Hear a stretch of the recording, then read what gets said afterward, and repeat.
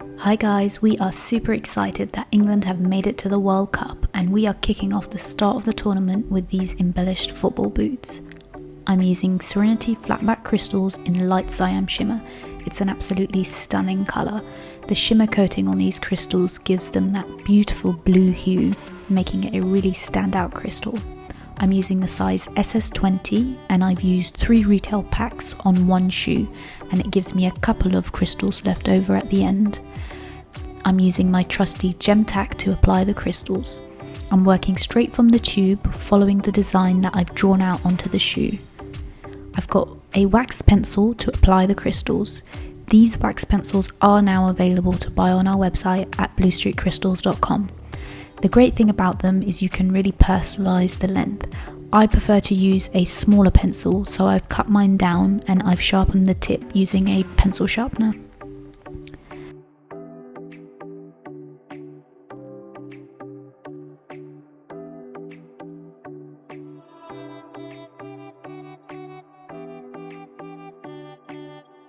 As I lay down the crystals onto the glue, I'm shifting the surrounding crystals so that they line up against each other in a perfect line.